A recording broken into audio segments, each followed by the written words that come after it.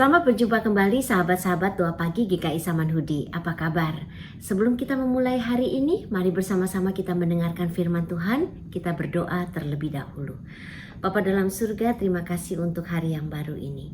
Kami mau mengisinya dengan benar. Kami mau mendengarkan firman-Mu terlebih dahulu. Berkata-katalah karena kami siap untuk mendengar. Di dalam nama Tuhan Yesus. Amin. Pembacaan kita hari ini terambil dari Yesaya 52 ayat 1-6. Perikopnya berjudul Tuhan menyelamatkan Sion. Saya bacakan. Terjagalah, terjagalah. Kenakanlah kekuatanmu seperti pakaian, hai Sion.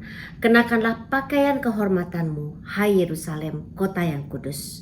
Sebab tidak seorang pun yang tak bersunat atau yang najis akan masuk lagi ke dalammu. Kebaskanlah debu daripadamu, bangunlah hai Yerusalem yang tertawan. Tanggalkanlah ikatan-ikatan dari lehermu, hai Putri Sion yang tertawan. Sebab beginilah firman Tuhan, kamu dijual tanpa pembayaran, maka kamu akan ditebus tanpa pembayaran juga. Sebab beginilah firman Tuhan Allah. Dahulu umatku berangkat ke Mesir untuk tinggal di situ sebagai orang asing. Lalu Asyur memeras dia tanpa alasan. Tetapi sekarang, apakah lagi urusanku di sini? Demikianlah firman Tuhan. Umatku sudah dirampas begitu saja. Mereka yang berkuasa atas dia memegahkan diri. Demikianlah firman Tuhan, dan namaku terus dihujat sepanjang hari. Sebab itu umatku akan mengenal namaku, dan pada waktu itu mereka akan mengerti bahwa akulah dia yang berbicara. Ya, aku. Siapa dari kita yang tidak pernah punya masalah? Pasti semua orang pernah punya masalah. Entah masalah besar atau bahkan masalah yang mungkin dianggap bisa diabaikan. Jangankan kita, bangsa Israel, bangsa pilihan Tuhan pun juga mengalami masalah demi masalah. Sesudah keluar dari perbudakan di Mesir, mengalami pembuangan ke Babel. Dalam kisah ini juga diserang oleh bangsa Asyur, runtuh tembok Yerusalem, bertubi-tubi malapetaka yang mereka alami, masalah yang mereka harus hadapi. Memang malapetaka yang dialami, yang kita dengar dari Alkitab, yang dialami oleh bangsa Israel banyak disebabkan oleh kebebalan mereka sendiri yang tidak taat kepada perintah Allah. Kalau karena ulah sendiri saja, maka orang mengalami masalah mungkin sudah biasa. Tetapi bahkan juga kita melihat banyak tokoh-tokoh Alkitab yang mengalami kesulitan yang bukan karena dia sendiri, tetapi disebabkan oleh orang lain. Kita tahu cerita tentang Yusuf.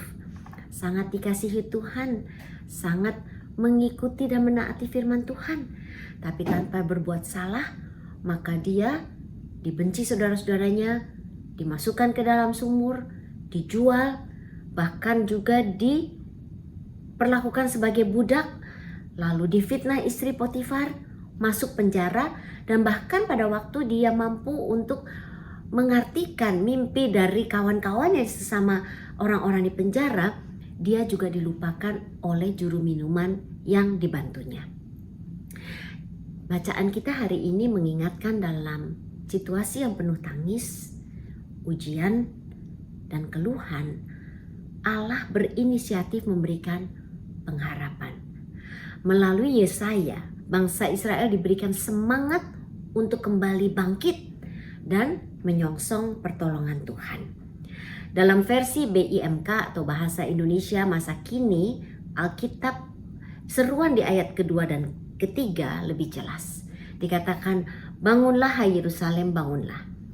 Kuatkanlah hatimu. Bangkitlah dari debu hai Yerusalem. Kebaskanlah abu yang melekat kepadamu. Di tengah gelapnya hidup di dalam pembuangan, Allah hadir dan menolong. Allah menguatkan. Allah yang pernah membebaskan mereka dari perbudakan Mesir, memulihkan mereka dari bangsa Asyur, membebaskan mereka dari pembuangan di Babilonia. Apa artinya dari jaminan pertolongan Allah ini? Untuk kita, saudara dan saya, kita diingatkan untuk punya iman dan pikiran positif. Jaminan pertolongan Allah sudah pasti ada. Yang kita harus lakukan adalah mempunyai iman dan pikiran yang positif dalam menantikan pertolongan dari Tuhan. Iman mencerminkan kerendahan hati kita, penyerahan diri kita, pengakuan akan kedaulatan Allah, kekuasaannya, keilahiannya, kemahatauannya dalam segala jalan hidup kita. Dia tahu apa yang terbaik buat kita. Positive thinking mencerminkan fokus pengendalian pikiran pada hal-hal yang baik, hal-hal yang membangun pada saat kita menantikan solusi yang diberikan oleh Tuhan. Dalam Filipi 4 ayat 8 tertulis, jadi akhirnya saudara-saudara, semua yang benar, semua yang mulia, semua yang adil, semua yang suci, semua yang manis, semua yang sedap didengar, semua yang disebut kebajikan dan patut dipuji, pikirkanlah semuanya itu. Positive thinking fokus pada hal-hal yang positif. Nah, bagaimana kita mengaplikasikan ayat ini? Juga ayat yang tadi kita baca dalam kehidupan kita sehari-hari. Yang pertama, mari kita coba untuk terus-menerus ingat dan hitung berkat yang Tuhan berikan. Kalau perlu kita catat di dalam jurnal apa yang baik yang sudah diterima. Terus-menerus diulang, dipikirkan, diingat-ingat apa yang baik berkat yang sudah kita terima. Itu membantu kita untuk berpikir positif. Jangan dipikirkan negatifnya, tetapi kita pikirkan hal-hal yang baik yang sudah kita terima dari Tuhan. Ini sebetulnya ada sedikit relevansinya, walaupun tidak sepenuhnya sama dengan filosofi orang Jawa, di mana mereka katakan filosofinya adalah selalu untung. Orang Jawa dalam keadaan apapun selalu merasa untung. Kecepit tangan, untung cuma satu tangan. Jatuh, untung gak sampai terjerembab. Ya, jadi mereka selalu lihat sisi baik dari apa yang terjadi dalam hidupnya. Berpikiran positif. Yang kedua, mari kita berdoa dan minta tolong kepada Tuhan untuk memberikan kepada kita hikmat, kekuatan, dan juga kemampuan untuk berpikir akan solusi atas masalah kita. Minta bimbingan Tuhan untuk pikiran kita bisa terbuka dan tahu apa yang harus kita lakukan. Hikmat dari Tuhan kita minta.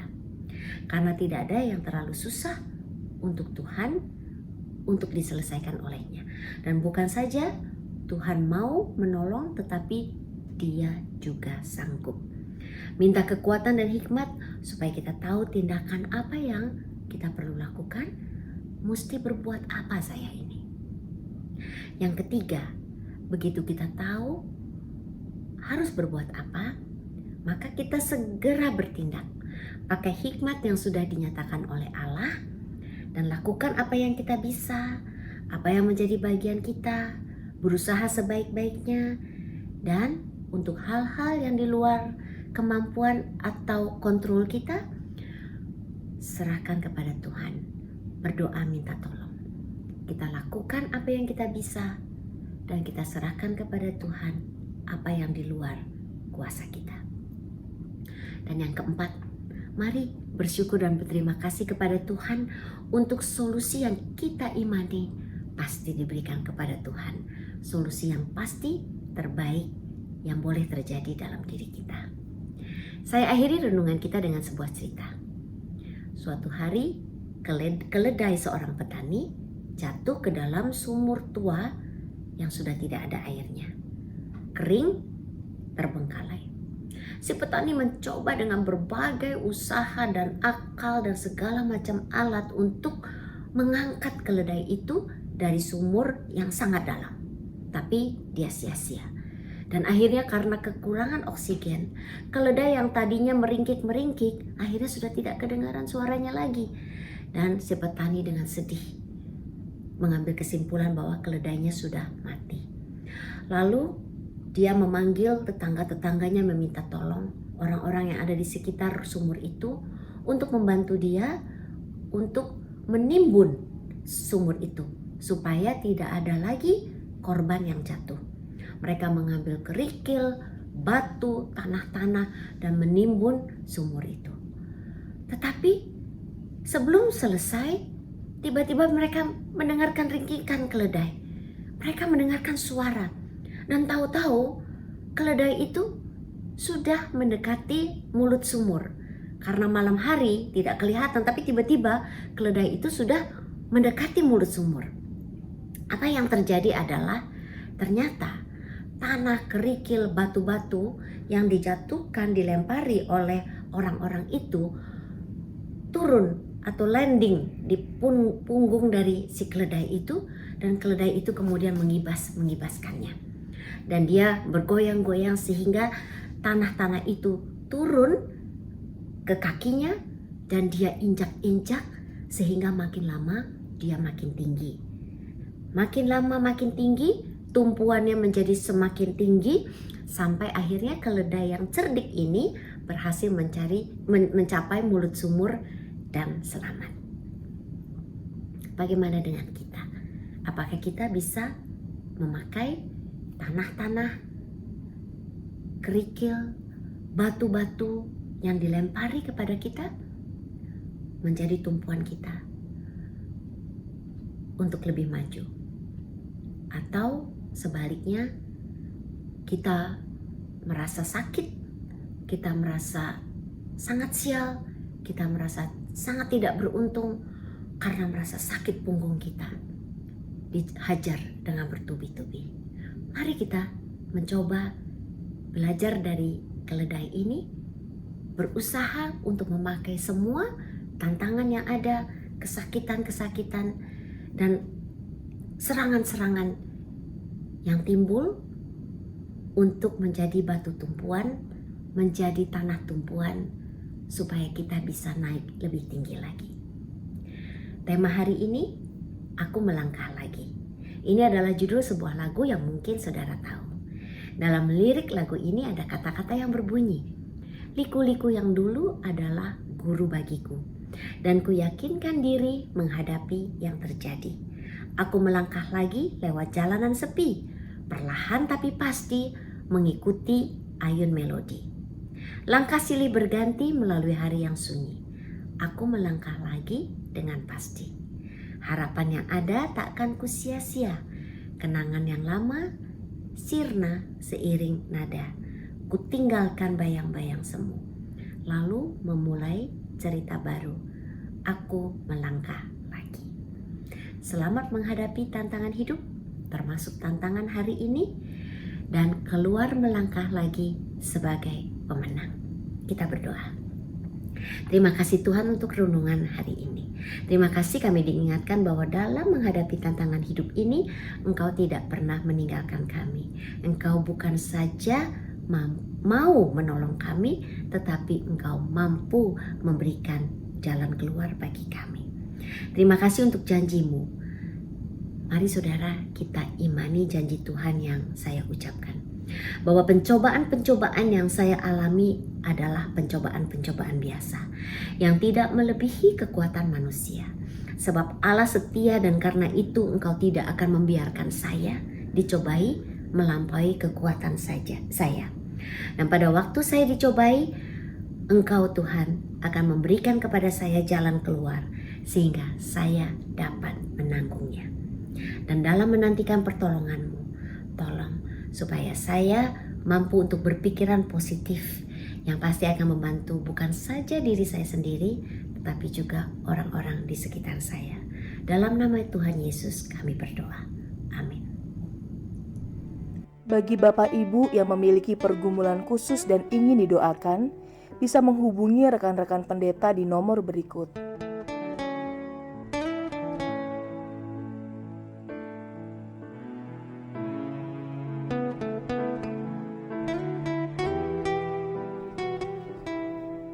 Tuhan Yesus memberkati.